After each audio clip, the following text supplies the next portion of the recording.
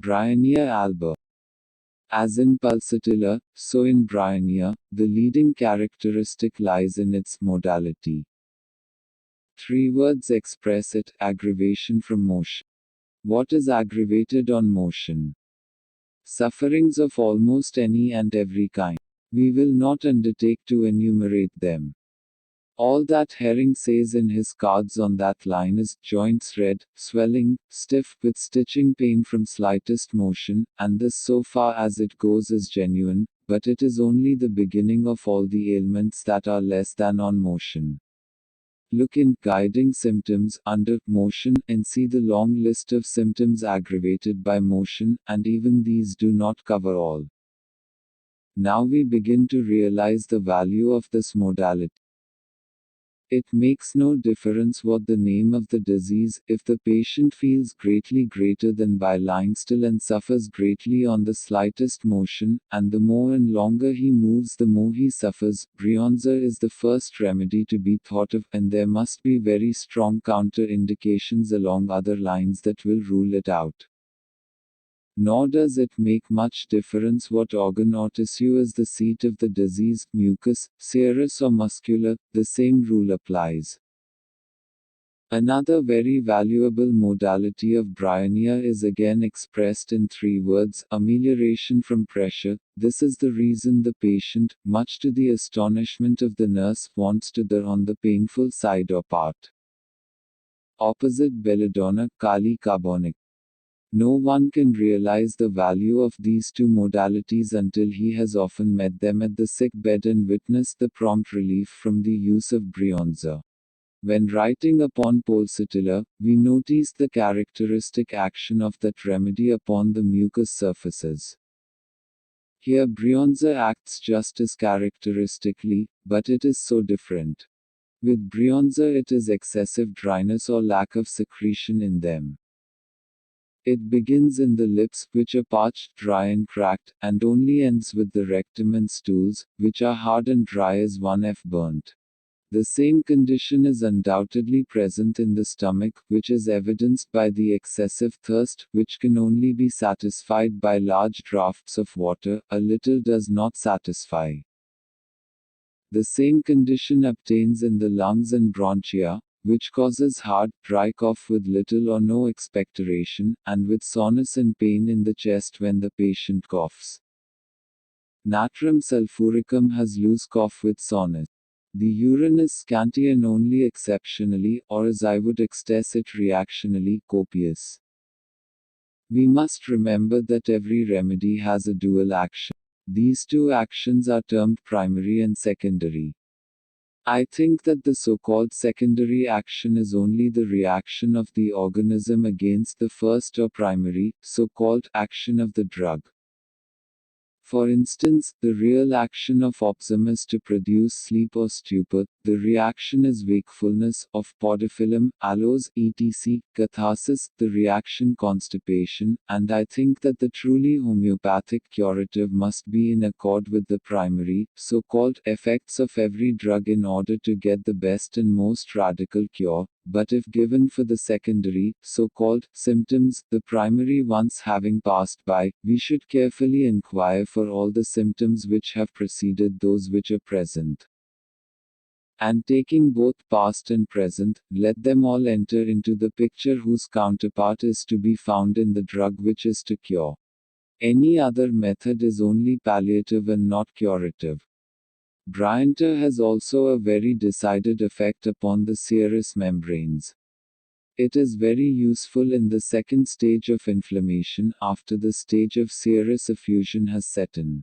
In most of these cases the first stage has been attended by symptoms calling for the exhibition of such remedies as aconite, belladonna, ferrum phos, etc., but not always, and right here let me call attention to the most characteristic spasms of this remedy.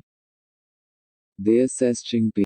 Now observe the characteristic pains of inflammatory affections of the serous membranes avenues touching pains. This is the reason why Bryonia comes to be such a regal remedy in pleuritis, meningitis, peritonitis, pericarditis, etc.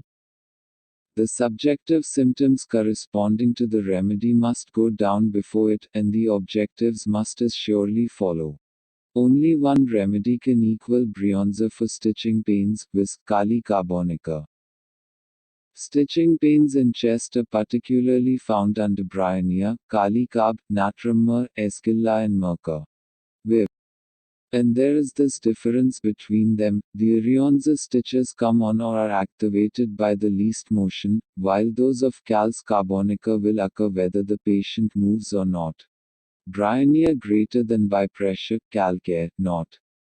But in both remedies they cry out sharply with the pain. AF has pains which cause the patient to cry out sharply, but they are stinging pains, care bee sting. All these three are great remedies for effusions into serous cavities, and sulfur precedes and follows equally well any one of them. A word right here in regard to interpolating sudfur, when, as we express it, the seemingly indicated remedy does not act. Some would stumble over that, and ask, as they would have a right to do, how about your similia, etc., in such a use of su-pur? I answer, sulfur is a remedy of wide range of action, and covers more perfectly those conditions and symptoms which are the outgrowth of sorrow than any other remedy, so it does meet the case complicated by sorrow very often, and either cures it or removes the complication so that the other remedies may act. But remember, it will not always do it, and other antisoric remedies must be chosen. It must be the simillimum for the soric condition. Bryonia stands alongside of Nux vomica and pulsatilla for disorders of alimentation. All three remedies have a sensation as of a stone in the stomach, Bryonia and Nux vomica more so than pulsatilla. Bryonia leads in thirst, Nux vomica less, and pulsatilla little or none. All have bad taste in the mouth, Bryonia and pulsatilla bitter and Nux vomica sour. All have nausea and vomiting, Bryonia worse on motion, as rising up, Nux vomica in the am and after eating, but satsa in the evening and also after eating. The gastric derangements of Bryonia often occur as a result of dietetic errors, especially when warm weather sets in after cold. Those of Nux vomica more from continued overeating and inactivity, the abuse of drugs, coffee, tobacco or alcoholics, pulsatsa from too rich foods, pastries, fat foods and ice cream, in excess. A little ice cream feels good in the pulsatilla stomach, but much overdoes the matter, because it is 400 rich. All three remedies have attacks of diarrhea, although constipation is most characteristic of Bryonia and Nux vomica, and is only exceptionally found under pulsatilla. Bryonia diarrhea is worse in the morning, on movement, and often occurs as an effect of overheating in the heat of summer. Nux vomica diarrhea is also apt to be worse in the morning, is mostly caused by overeating and more apt to occur in the night, from causes above mentioned, and is attended with great rumbling of the bowels. All have white, sometimes very thickly coated tongue, but taking into account the causes of these gastric and bowel troubles, temperament and modalities, there should not be much difficulty in choosing the right remedy for any case. So far as temperament is concerned, Bryonia is like Nux vomica, but Bryonia has much more of rheumatic diathesis.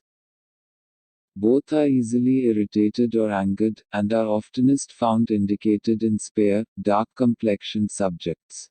Both are aggravated generally on motion, but Bryonia very much the more so, while pulsatilla is sometimes like rust oxycodendron relieved by motion. Now a few special indications for Bryonia and we will leave it.